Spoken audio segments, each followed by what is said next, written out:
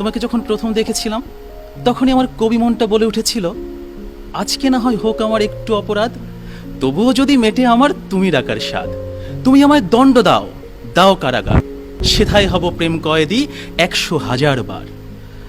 দুঃখ পেলে তুমি সখা, ব্যথা পাই আমি, নিকোটিনের ধোঁয়াহীন একলা ঘরে হব তোমার স্বামী। এই যে আমার কথাগুলো শুনে তুমি মিচকি মিচকি হাসছো, তোমার এই হাসিই বলে দিচ্ছে তুমি অন্য কারো নও, তুমি আমার হতে চাও। তুমি এই হাসতে হাসতে হয়তো ভাবছো, আরে আরে এই ছেলেটা নাকি ডাক্তার, একজন ডাক্তার আবার এত রোমান্টিক আর রসিক হয় নাকি? আর আপনারা তো ঠিকই জানেন, একটি মেয়ের বুক ফাটে কিন্তু মুখ ফোটে না। একজন ইঞ্জিনিয়ার কিংবা একজন বিসিএস ক্যাডার এই বিষয়টি কখনোই বুঝবে না, কারণ তারা তো কখনো সাইকোলজি নিয়ে পড়াশোনা করেনি।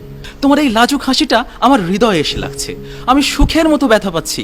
আর ডাক্তারি বিদ্যা আমাকে শিখিয়েছে হৃদয়ের কোন ব্যথাটা কীরকম, কোনটি হার্ট অ্যাটাক আর কোনটি লাভ অ্যাটাক।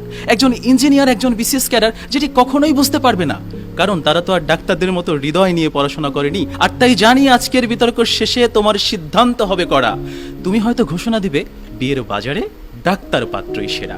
এই যে তুমি মাঝে মাঝে হাসছো, মাঝে মাঝে একটু রাগ করছো, মাঝে মাঝে লজ্জা পাচ্ছ, আবার মাঝে মাঝে চুপ হয়ে যাচ্ছ, এটিকে মেডিকেল সায়েন্স বলে মুড সুইং। কিন্তু আম জনতা, ডাক্তার ছাড়া অন্যরা যেমন ইঞ্জিনিয়ার, বিসিএস ক্যাডার, এরা এটিকে বলবে জিনে ধরা কিংবা জিনের আসর। অনেকগুলো পাবলিকেশন প্রকাশিত হয়েছে, পৃথিবীর সকল সুন্দরী মেয়েরই এরকম মুড সুইং থাকে।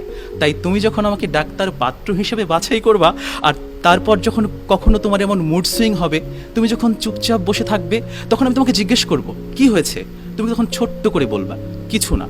কিন্তু আমি একজন ডাক্তার বলেই কিন্তু বুঝে ফেলবো হয়েছে অনেক কিছু। তাই আবার তোমাকে জিজ্ঞেস করব কি হয়েছে আমাকে বলো, তখন তুমি একটু রাগ করে বলবে তোমাকে কেন বলবো, তুমি আমার কে। তখন কিন্তু একজন ইঞ্জিনিয়ার, একজন বিসিএস ক্যাডার এই বিষয়টি বুঝতে পারবে না, কিন্তু একজন ডাক্তার বুঝবে তোমার হয়েছে মুড সুইং, তোমার হয়েছে অভিমান, তোমার অভিমান ভাঙাতে হবে। কিন্তু সেই সময় একজন ইঞ্জিনিয়ার, একজন বিসিএস ক্যাডার তোমাকে বলবে ন্যাকামি বন্ধ করো তো।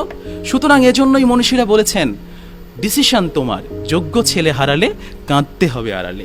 এই যে তুমি আমার কথা শুনে চুপচাপ বসে আছো, এই যে নীরব আছো তুমি, মুরব্বীরা বলে থাকেন নীরবতাই নাকি মেয়েদের সম্মতির লক্ষণ। আর যে মেয়ে নীরবভাবে সম্মতি প্রদান করে সে হয় পরিবারের লক্ষ্মী মেয়ে। আর যে পরিবারে লক্ষ্মী মেয়ে থাকে সেই পরিবারের বাবা মায়ের থাকে দুশ্চিন্তা, দুশ্চিন্তায় তাদের প্রেশারটা করে আপ ডাউন। আর যখন শ্বশুর শাশুড়ির প্রেশার আপ ডাউন করবে, তখন একজন ইঞ্জিনিয়ার, একজন বিসিএস ক্যাডারের দায়িত্বটা কি? তখন দরকার একজন ডাক্তার। এ কারণেই কিন্তু প্রতিটি মেয়ের বাবা মাই চায় তার জামাই হবে ডাক্তার। আর একবার যদি ডাক্তারকে জামাই করে ফেলা যায়, তাহলে সারা জীবনের ট্রিটমেন্ট ফ্রি। আমাদের প্রিয় কবি জীবনানন্দ দাশ বনলতার প্রেমে পড়েছিলেন। তিনি বলেছিলেন, চুল তার কবেকার অন্ধকার বিদিশার নিশা, মুখ তার শ্রাবস্তির কারুকার্য। কিন্তু একজন বিসিএস ক্যাডার এবং একজন ইঞ্জিনিয়ার কখনোই জানে না প্রিয়তমার সুন্দর চুলকে সুন্দর রাখতে হলে দরকার একজন হেয়ার স্পেশালিস্ট। প্রিয়তমার সুন্দর মুখ এবং সুন্দর ত্বক ঠিক রাখার জন্য প্রয়োজন একজন স্কিন স্পেশালিস্ট। আবার এই যে তোমার একটু একটু হাসি, একটু দুষ্টুমি, একটু পাগলামি, এগুলো বোঝার জন্য দরকার একজন সাইকিয়াট্রিস্ট। তুমি হয়তো জানো না, একজন ডাক্তার যখন এমবিবিএস পাশ করে, তখন এই সবগুলো বিষয়ে পাশ করেই কিন্তু সে একজন ডাক্তার হয়। তোমার যোগ্য পাত্র হওয়ার জন্য কিন্তু অন্য কিছু হওয়া জরুরি না, জরুরি তোমার মনের ডাক্তার হওয়া। একজন ইঞ্জিনিয়ার, একজন বিসিএস ক্যাডার যেটি কখনোই হতে পারবে না। পৃথিবীর প্রতিটি মেয়েই চায় তার প্রিয় মানুষটি তার মনটাকে বুঝুক। তোমার ডাক্তার হয়ে একজন ডাক্তার যেভাবে তোমার মনটা নিয়ে গবেষণা করতে পারবে, একজন ইঞ্জিনিয়ার, একজন বিসিএস ক্যাডার কখনোই সেটা পারবে না। তাই তোমার সিদ্ধান্ত হতে হবে তোমার যোগ্য পাত্র একজন ডাক্তার হবে। তাই অবশেষে বলতে চাই, বিয়ের বাজারে পাত্র হিসেবে ডাক্তারেরই জয় হবে।